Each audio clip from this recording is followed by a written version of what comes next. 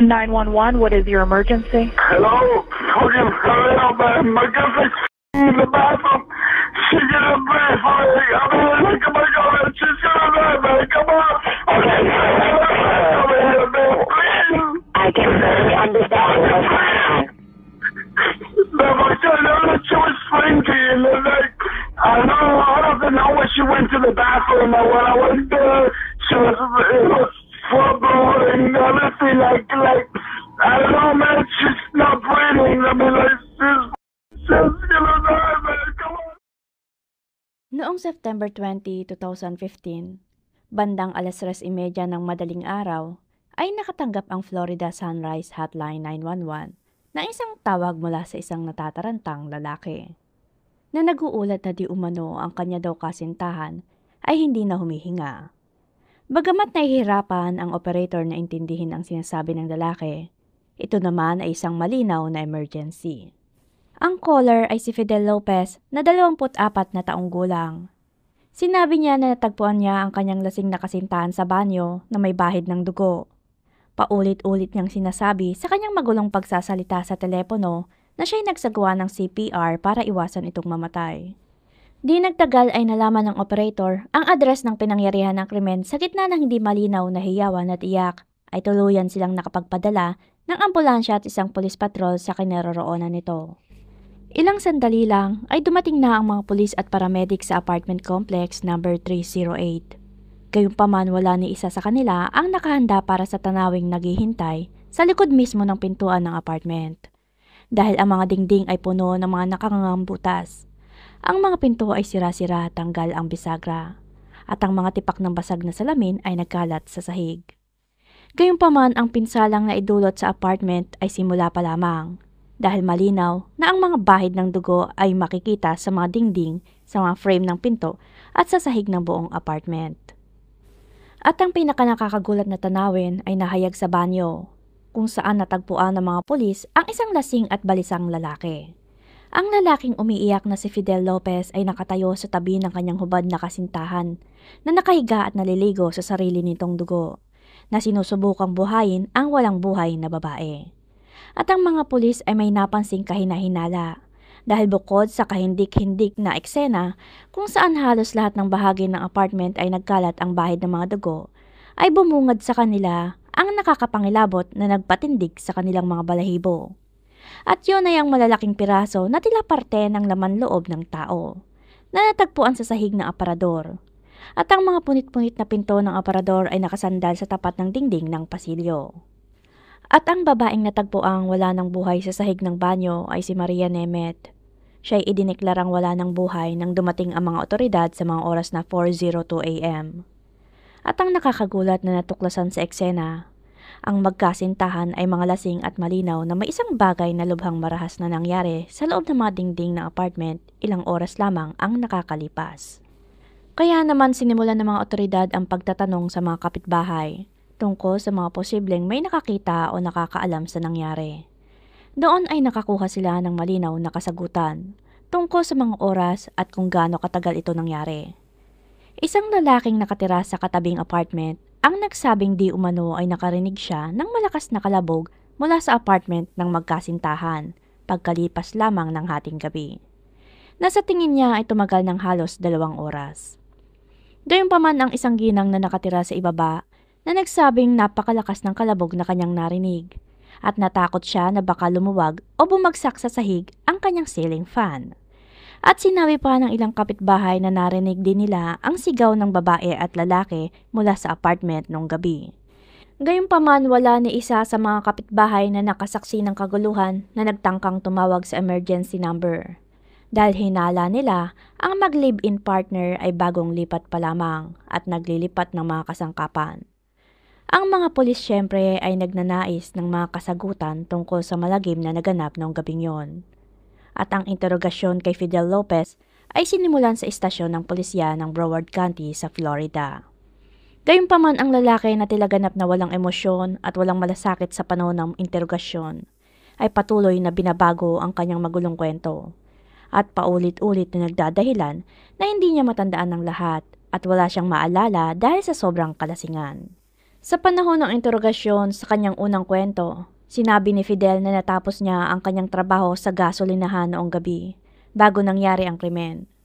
Pag-uwi niya ng bahay ay naghanda si Maria ng manok at kanin na dinala nila sa bahay ng ina ni Fidel at sabay-sabay nilang pinagsaluhan ang hapunan.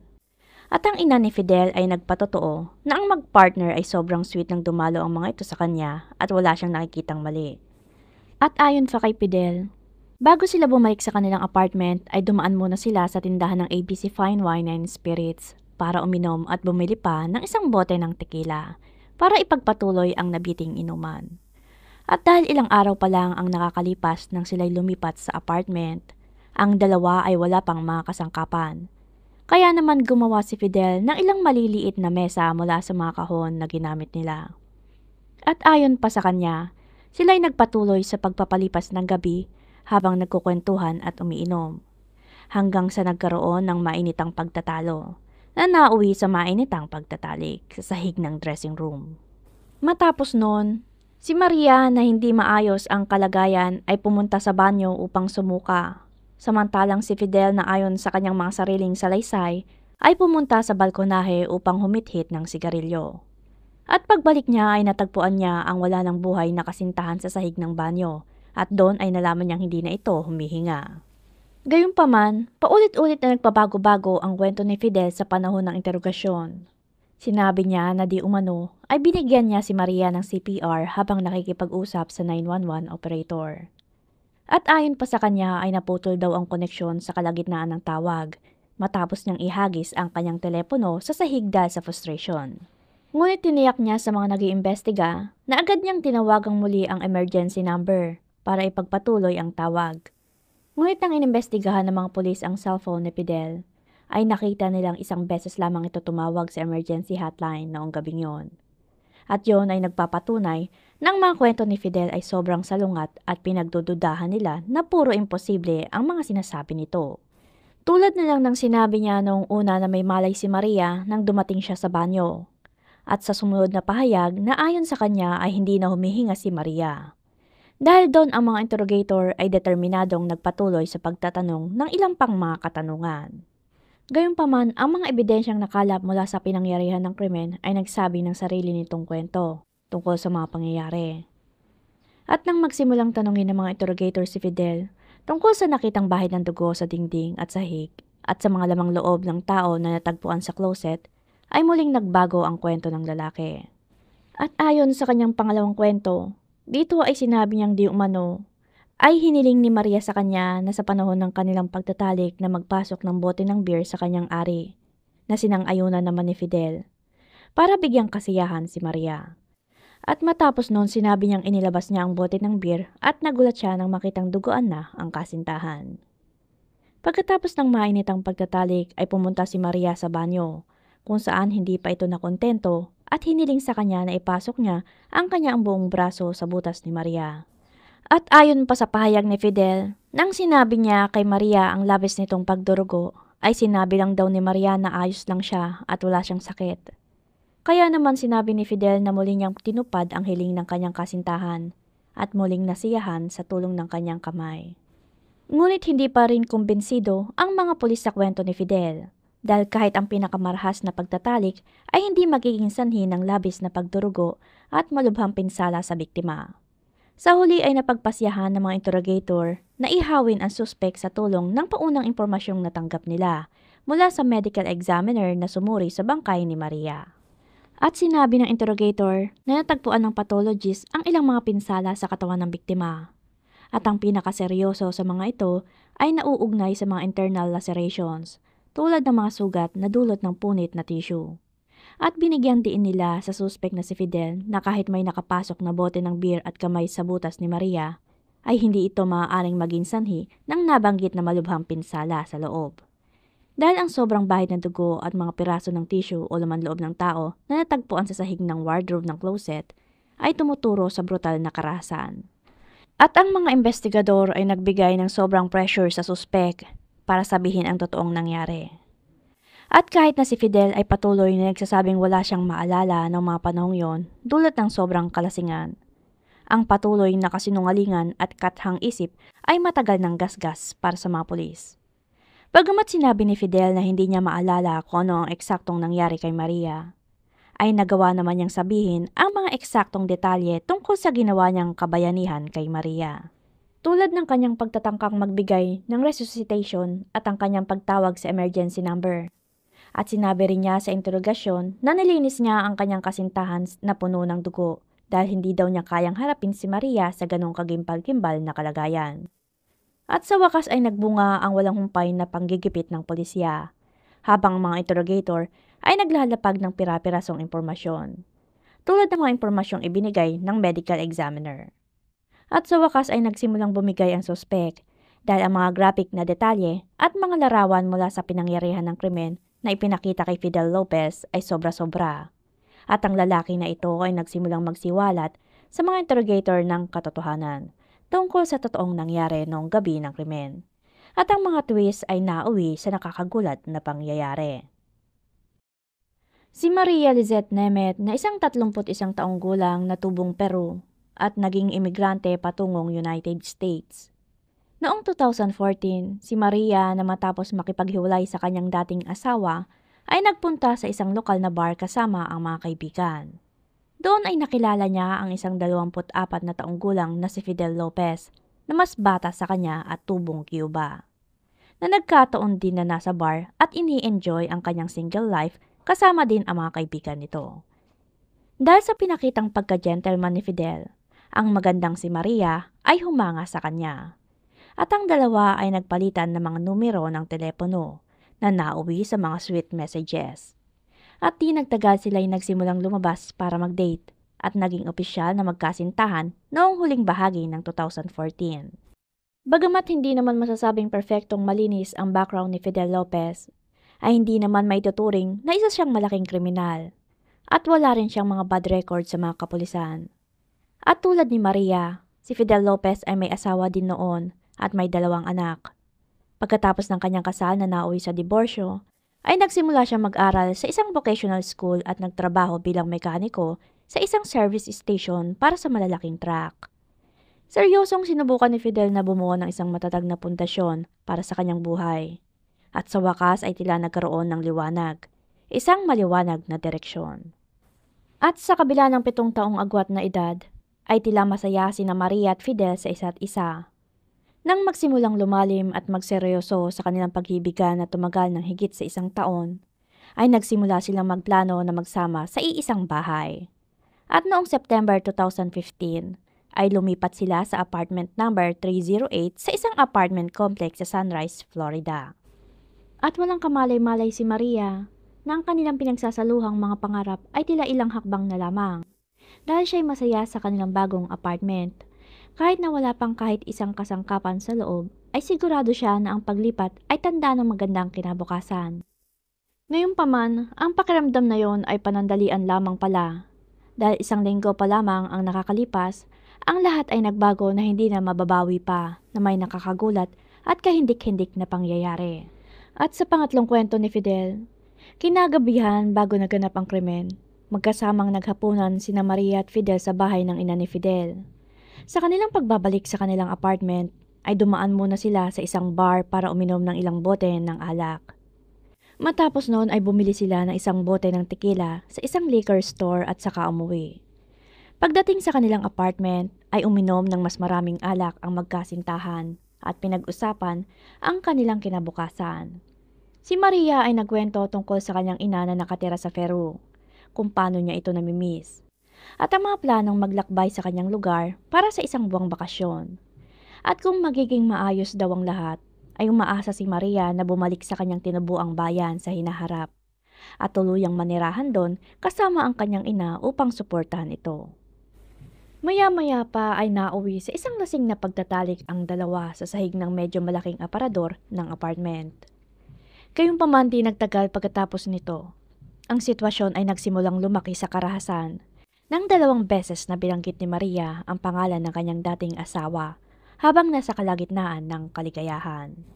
At sa mga narinig na yon, ay biglang bumuhos ang galit ni Fidel kay Maria. Kaya naman malakas niyang hinampas ang ulo ng babae sa sahig at saka iniwan ang lasing na babae na nakahiga sa aparador.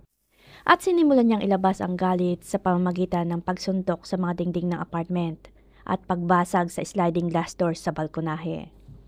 Matapos noon, ang nagdilim na pag-iisip ng lalaki ay hindi huminahon at binalikan ni Fidel si Maria na may nakamamatay na kahihinatnan.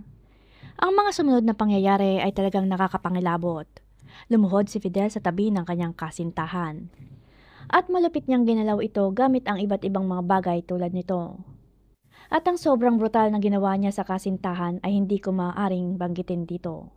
At matapos ang kanyang madilim na pag-atake, ay binuhat ni Fidel ang kanyang walang malay na biktima mula sa aparador patungo sa banyo, kung saan iniwan niya ang walang buhay ng katawan ni Maria na nakahandusay sa sahig. Sinubukan niyang magkamalay ang kasintahan sa pamamagitan ng pagbuhos ng malamig na tubig sa mukha nito, ngunit nabigo siya. Kaya naman naghilamos siya sa lababo ng banyo at lumabas sa balkonahe ng apartment para mag-isip-isip at saka sinindihan ang sigarilyo. Di nagtagal ay kumalma na si Fidel at napagtanto niya na sobrang bigat ng kanyang ginawa. Nagsimulang magpanik si Fidel at bumalik sa loob. Desperadong sinubukang itago ang ebidensya. Nang bumalik siya sa banyo upang tingnan si Maria, natuklasan niyang hindi na ito humihinga at agad na tumawag sa 911. At sa ibinigay na ulat ng autopsy sa buong pangyayari ay sobrang nakakagulat dahil sa pinsalang dulot ng brutal na karahasan.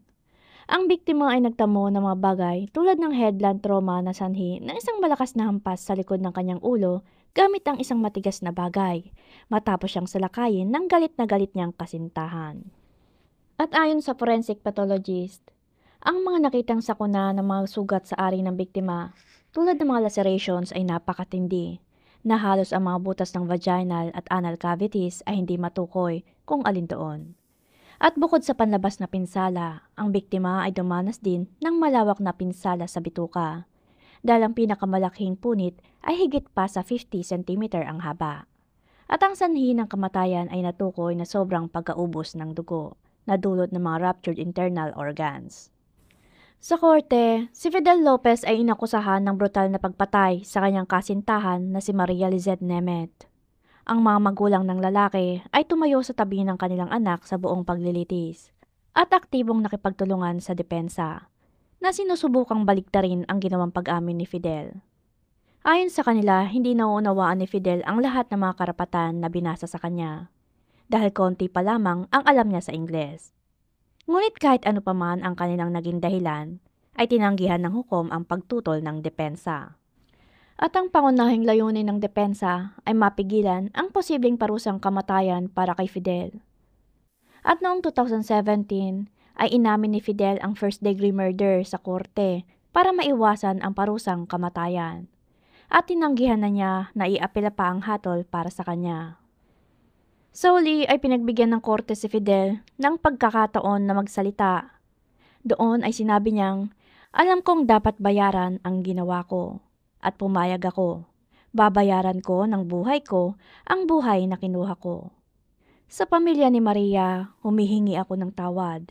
At ang tiyuhin at kapatid ni Maria na kahit hindi matanggap ang masaklap na pagkawala niya ay sinabing tanging ang Diyos lamang ang magtatakda ng kapalaran ni Fidel." At sa ngayon, ang kriminal na si Fidel Lopez ay kasalukuyang nagsisilbi ng habang-buhay na sintensya sa Jackson Correctional, Florida, USA, nang walang posibilidad na parol. Naway magpahinga na sa kapayapaan ang yumao. Yun lamang po para sa araw na ito. Salamat sa pakikinig.